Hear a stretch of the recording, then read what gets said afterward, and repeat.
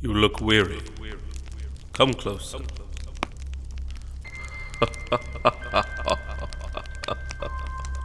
I am the teller. Tales of wonder.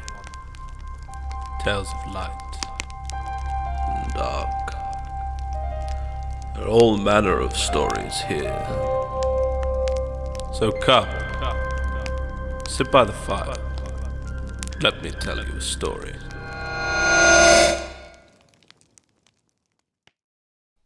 Furry Bastard. When he was just a young kid, Ewan had always wanted a pet. Specifically, a dog. A furry friend to play with, take on walks, show off to his friends. Between the ages of 5 and 11, he and his sister Caroline had constantly harassed their parents for a dog. They ignored their pleas, constantly trotting out the same excuses for their reasons of the denial. They couldn't keep up with the dog. No one would take it out for walks. Would they clean up after it, or would it just be the parents? Dogs need attention. No one would be around in the daytime hours during the week to take care of it. They didn't work so hard to get that new wood floor in the living room to have them scratched by some dog. Despite this setback, Ewan and Caroline never gave up their dream, their desire for a furry companion. So as the years continued to pass and the children slowly but surely wore down their parents, it finally happened on a snowy Christmas morning. They got their wish, in a way.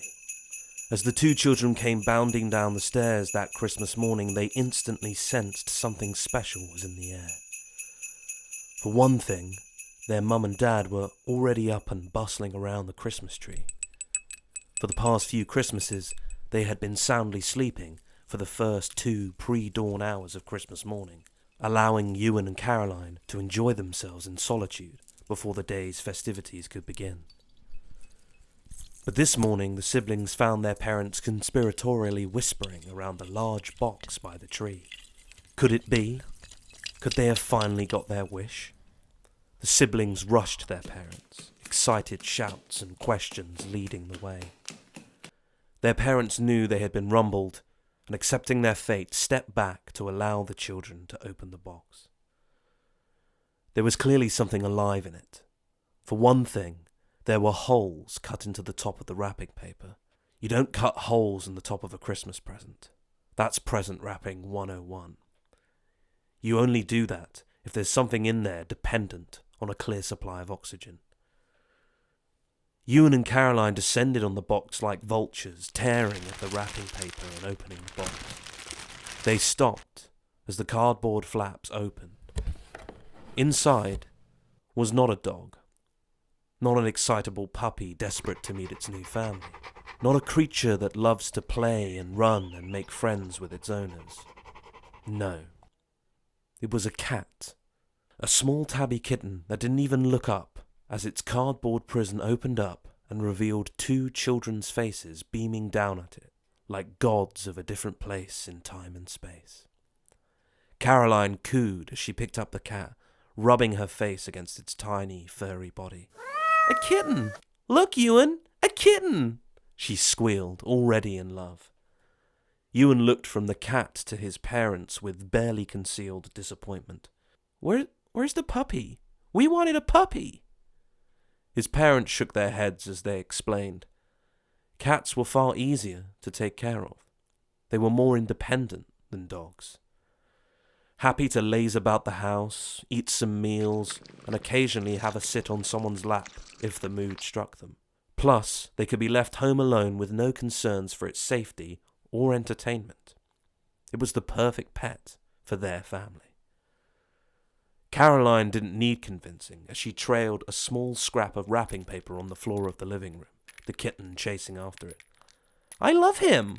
What's his name?" she asked. "Whatever you want. He's your cat," their parents responded, happy that one of their children had accepted the gift. When raising kids, having one on side was half the battle won. Ewan would come round eventually. "I want to call him Dylan, after Dylan from school," Caroline said, chasing the newly named Dylan around the room. Their parents laughed. I'm sure Dylan will be thrilled by the honor. Do you like the name Dylan, Ewan? Their mother asked, looking at Ewan. Ewan sat on the sofa quietly, his Christmas all but ruined by his estimations. Whatever. Ewan reached for a small collection of presents marked with his name when Dylan jumped forward, claws extended. He latched onto Ewan's arm, small fangs nipping at his hand. Ewan screamed, standing up quickly, shaking his arm desperately. Get off! Get it off! He's hurting me! He shouted. Caroline stomped over to her shrieking brother, grabbing Dylan from his arms. He's only playing, silly. Don't be such a baby. Ewan sniffed back emerging tears as he looked at the small kitten huddled in his sister's arms. He hated this cat. And the cat hated him. Over the next 10 years, Dylan and Ewan developed a frosty and at times adversarial relationship. Whenever Ewan would enter the room, Dylan would either rush out of it, unable to stand his presence, or if he was in a particularly combative mood, rush his feet, striking out with his paws and claws. Ewan would shoo him away, sometimes utilizing a nearby pillow or shoe to chase Dylan out of the room. Paradoxically, Caroline and their parents built up a solid bond with Dylan over the years. Every night he would sleep at the foot of Caroline's bed. When their parents arrived home from work, he would greet each of them with a gentle pawing at their legs, nuzzling his head into them as a sign of welcoming. But Ewan was only ever greeted with at best disinterest, at worst outright hatred. As the years passed and Dylan grew older, his desire to move out of the family home grew and grew. Not in a desire to escape his loving family, but anything to get away from this fucking cat. On his 22nd birthday, Ewan was gifted a sizable sum of money from his uncle Robert. Robert was always the wealthiest of their immediate family and not afraid to show it off. He had hired Dylan right out of high school to work in one of his car dealerships. Ewan had always had a fascination with cars, so it was a natural fit. He spent his days working hard, fixing people's vehicles, earning every penny with the sweat on his brow and grease on his fingertips. As such, he had been saving up to finally move out into an apartment of his own. At the same time, his parents had taken a hit over the past few years. His mother, a long-time administrative assistant, had been laid off a few years previously and was now struggling to find regular work as a private house cleaner. His father, a real estate agent, was also struggling. The housing market was in dire straits. People just weren't selling, and they certainly weren't buying. For the first time in this family's life, they were struggling to get by. Ewan wanted to strike out fresh and begin his own path, so when that envelope filled with cash slammed into his hand on his birthday, not 20 minutes later, he was looking for apartments closer to the dealership. A few weeks later, after much searching and researching, Ewan had found a place. It wasn't much. A small one-bedroom apartment downtown. The kitchen and the living room were in one area together, open plan, and his bathroom was a small room with a shower, toilet, and sink, all within reaching distance of each other. It wasn't extravagant, but it was going to be his, and his alone. And there wouldn't be that goddamn cat lurking in every corner, waiting to make his life hell either. That was the real prize. Maybe he'd finally get that dog he'd always wanted. So, on the day of his appointment to sign the papers and pay the deposit, Ewan was alone in his familial home. His parents and sister had gone away for the weekend. Their father had a job interview in a town some 50 miles away, and they had decided to make a weekend of it. It was looking like they would need to relocate. Their house was becoming too expensive to live in, and with Ewan leaving and taking his rent payments with him, it was unlikely they could continue to afford it. Ewan sat in his childhood bedroom, all his earthly belongings packed neatly away in cardboard boxes stacked around the room and at the bottom of the stairs. He was going to miss this place. As he admired a photo collection of his many trips to Camp Summerwine over the years, Dylan shot out from behind the boxes, startling him. Ewan dropped the book and the photos scattered. God damn it, you stupid cat! Get the hell out of here! I can't wait to see the last of you, you furry bastard! Ewan shouted as Dylan scampered out of the room. Ewan began scooping up the scattered photos and memories and placed them back in the book when the sounds of a speeding and skidding car screeched through the open window. Then, a sickening crunch. Ewan stood up and made his way over to the window. Out in the street, a car stood idle at a strange angle by the curb. The driver, a young woman, held her hands to her face, shocked and whimpering. Ewan looked down to what this woman was so upset by and saw Dylan, splayed out on the tarmac of the road, his body twisted. Ewan sprinted out of his bedroom, knocking boxes flying. He flew down the stairs and out through the front door, just in time to see the young woman reversing her car away from Dylan.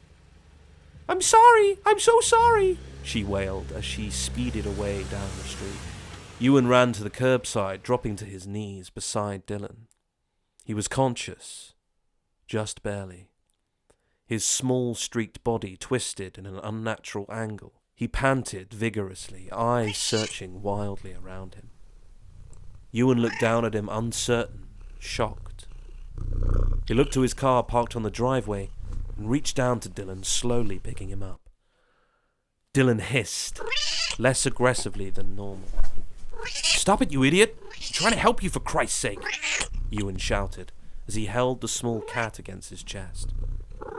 He walked quickly but carefully to his car and placed Dylan on the passenger side seat. Hustling round to the driver's side door, he got in and, quickly searching for the nearest emergency vet on his phone, set up the route and drove out of his street. For the whole journey, Ewan didn't look down at Dylan next to him. His eyes remained on the road ahead, careful to maintain a speed that was both quick but under the legal limit. All the while, Dylan wheezed next to him, his body eking out broken, jagged breaths. After 10 minutes, Ewan arrived at the vet's and quickly made his way inside with Dylan. Explaining the situation to the receptionist, a vet was quickly summoned and took his broken pet from him and advised him to take a seat while they worked. The vet's office was empty, save for Ewan and the receptionist, as Ewan sat down. He hadn't realized his hands had been shaking the whole time.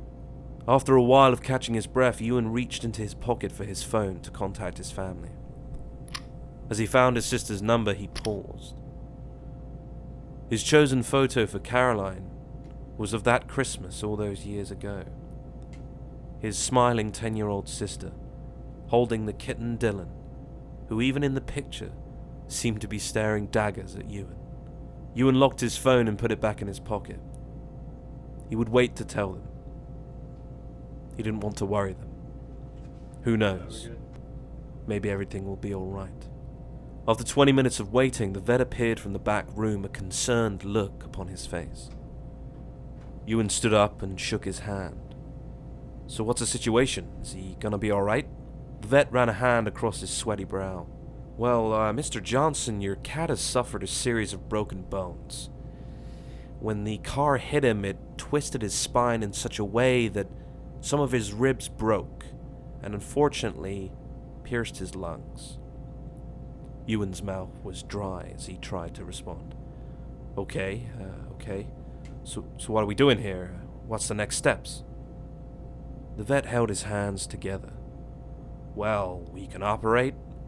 We can try to reset his spine and repair the ribs, but it may not work.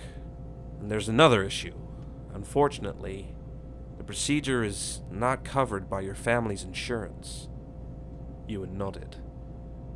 "Okay, so how much will it cost?" $5,000.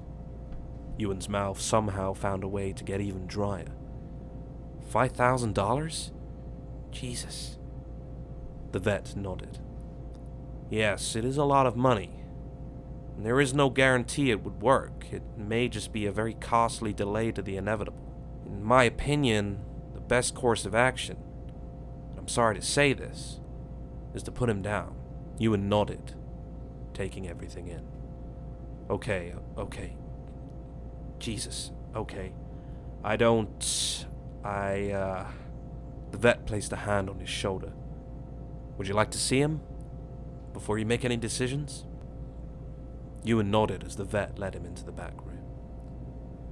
There, on a small table, was Dylan. Quiet now, no longer wheezing. The vet stepped back out of the door. "I'll give you some time." The door closed behind Ewan as he made his way slowly over to Dylan. Over to this cat that had tormented him every day since the moment he had entered his life. Ewan sat on the small stool next to the table and looked down at his family's cat. Dylan looked back up at him, eyes still, no longer wildly searching. Ewan reached forward slowly, his hand touching Dylan's head. Ever so slightly, almost so slight it was imperceptible. Dylan nuzzled his head into Ewan's hand. Ewan stroked his cat for the first time ever, the years of antagonism, scratches and bites flowing through his mind. He had always hated this cat, with every fibre of his being. Wouldn't it be better to just let him go? He was deeply injured, in pain. He might not even survive the procedure. His family were planning on moving away anyway, weren't they? They might not find a place that allowed pets. In his pocket, Ewan's phone buzzed. Pulling it out, he read the text that popped up. It was from his realtor. They were looking for the confirmation of his $5,000 deposit and contract signing for an hour from now. Ewan looked at the message and swiped it away. It was replaced with the photo of Caroline and Dylan once more. Ewan looked from the photo to the cat in front of him. The difference starkly laid bare. A small and bashful kitten clutched in the arms of its loving owner. The same cat, older, broken, and eyes wide with a mixture of fear and sedatives. Behind Ewan, the door opened and the vet appeared. "I'm sorry, Mr. Johnson, but considering your cat's condition, we need to discuss next steps." Ewan looked down at Dylan, his hand still stroking the fur of his mortal enemy. He turned to the vet. A few days later, as Caroline and their parents returned, they entered a house to an unfamiliar sight. Dylan did not appear to greet them. Ewan's boxes that were waiting to be transported at the foot of the stairs were now gone. The exhausted family entered their living room to see something that defied all explanation. Ewan, asleep on the couch, curled up on his chest, some bandages wrapped around his torso, a purring and sleeping Dylan. Instead of rushing to them, they instead quietly crept out of the lounge and let the pair sleep. It was about time those two got along.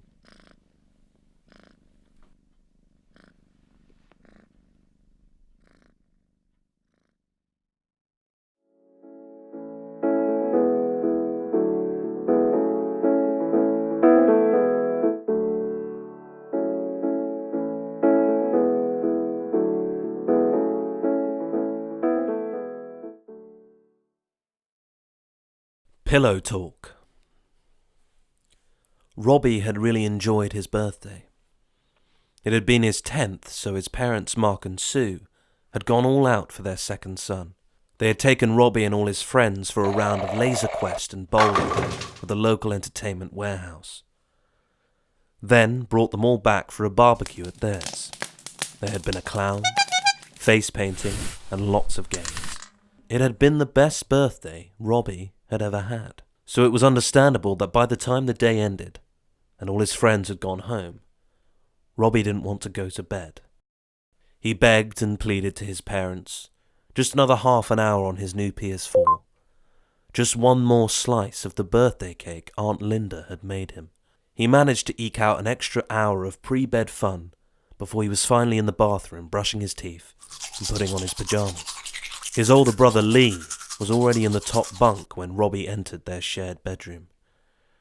They had fought all day for who got the top bunk last Christmas when their parents had finally bought it for them. Eventually, Lee had managed to talk his way up the ladder into the coveted top bunk. He was the older brother, and Robbie always got up to pee in the night anyway. He needed to be closer to the ground. Regardless, Robbie had grown to like the bottom bunk anyway. Whenever he wanted to annoy Lee, he could put his feet up and push Lee's mattress up and down, his legs like pistons. It always made Lee very angry, and that had always made Robbie laugh. As Robbie got into bed, he decided against annoying Lee. He was already asleep, and Robbie was tired after his long birthday celebrations. As he tucked himself under the covers and settled down, his mother Sue appeared at the door. "Did you have a good birthday then, love?" Robbie shook his head up and down. "It was awesome. Thanks, Mum." Sue smiled as she placed her hand on the light switch. "You're welcome, my love. Now you give me and your dad a gift and sleep well, okay? Good night." Sue clicked the light off, plunging the room into darkness. "Night, Mum," Robbie said, turning over. Robbie took a long, deep breath and closed his eyes. What a day it had been. He wished it could be his birthday every day. He thought about the upcoming mission on the new game waiting for him tomorrow morning. He would have to be well rested for the siege on Castle Liechtenstein. Then he heard it. It sounded like a light breeze emanating from the window. He sat up from his bed and leaned over, parted the blinds to check the window. It was closed, jammed shut earlier by a breeze-stricken Lee. Robbie laid back down in his bed, satisfied. He closed his eyes and began to drift off to sleep. But then the sound again, a low and quiet pressure of air around his ears. Robbie stuck his fingers in his ears, opening his jaw. Maybe his ears needed popping, like when they went on the plane to Florida for their summer holiday last year. He poked and prodded. Nothing happened. He settled once again. The sound returned, clearer this time. It sounded like a hushed whispering. Robbie had enough of this. Sitting up, he thumped Lee's mattress above him. "Shut up, Lee, I'm trying to sleep." No response came from Lee, his gentle snoring undisturbed by the onslaught of Robbie's blows. Robbie laid back down and closed his eyes. The whispering returned once more, but instead of reacting, Robbie remained still, and he listened. It sounded like the soft whispers of a woman, a kind and comforting woman, like Robbie's Nan. He couldn't understand what this voice was saying, but the hushed tones were strangely comforting. But then, one by one, other voices joined. Harsher, shriller voices. They all joined this thrum of mumbles and utterances that defied understanding. Robbie screwed up his face and turned over, burying his face into his pillow, hoping that would quell the rising pitch of this cabal of spectres. Instead, they grew louder and more violent. They raced past his eardrums like wind does past a head outside a car window at 70 miles per hour. They spat and hissed at Robbie as he buried his face deeper and deeper into his pillow, praying for the voices to stop. The voices screamed now, high-pitched wailings of abject fury and terror. Robbie turned over, terrified. He kicked his legs upwards to wake Lee above him, desperate for protection from his older brother. His feet touched the mattress, and it refused to move like usual. Robbie pushed harder and harder, until suddenly his legs were swallowed into the mattress like quicksand, pulling him up from the bed. Robbie screamed, clutching at his legs, clawing at them, desperate to free himself. "Lee! Lee, wake up!" Robbie screamed, but he could barely hear himself over the raging storm of screams that seemed to now be coming from inside his own head. Robbie reached for the metal bedpost, clutched them tight and pulled at his legs until they shot out of the mattress. In the darkness of the bedroom, they looked slick and black, as if coated with a liquid. It looked like blood. Robbie cried as he rubbed at his legs, trying to wash it away and find the source of the wound. He found no such scratch, cut or laceration, only an ever-continuing flow of black, thick blood. The voices laughed now, mangled and jagged laughter of cruelty and jeering, as Robbie cried, looking around the room. From the ceiling, a single balloon floated downwards towards Robbie. As it floated closer towards him, it split into 2, then 3, then 4, then 5 balloons. It split and split and split until this armada of balloons surrounded the crying Robbie, bearing down on him, pushing him into his bed. Robbie's throat was raw and sore from screaming, his eyes red and bleary from salty tears as he struggled against the balloons. His legs kicked out at the rapidly rising pool of black blood on his sheets as he tumbled from the bed.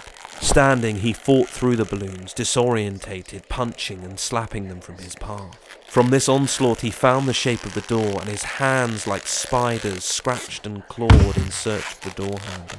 There was none to be found, it had disappeared. Robbie banged on the door with both hands as the balloons suffocated him. "Mum! Dad, please!" he screamed, the breath from his lungs fading as the laughter in his head rose like a tidal wave. He turned around to face his demons, only to be met with the mirror. Reflected back at him, his small face, coated in blood. It poured from his eyes, his ears, his mouth. He tried to scream, but this only allowed this river of crimson to fill his throat and lungs as he choked. "Happy birthday, Robbie," the voices screamed in his ears as Robbie fell to the ground. The bedroom door opened, the light turned on.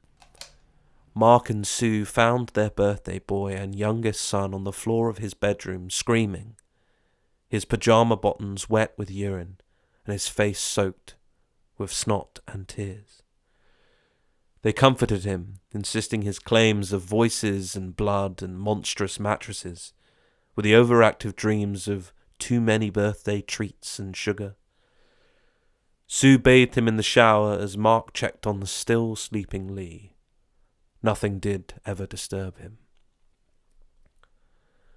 An hour later, after much rubbing of backs, glasses of milk, and forehead kisses, Sue managed to put Robbie back to bed. "These are just dreams, my love," she told Robbie, stroking his small crop of blonde hair. "They can't hurt you, see?" Sue placed her hand on the mattress above, and it moved upwards. She pointed to the room. No balloons. She put a finger to her lips. No sounds, no whispers or voices. "Okay?" Sue said, a full stop on this conversation rather than the comforting question it should have been. Robbie nodded as his tired mother headed for the door, clicked the light switch off, and closed it. Robbie took a deep breath as he closed his eyes, waiting for his tormentors to return. A minute passed with no disturbances. Perhaps it had been a dream. Robbie turned on his side to face the bedroom and opened his eyes. In the corner of the room, just peeking out from under the chest of drawers, a single deflated balloon.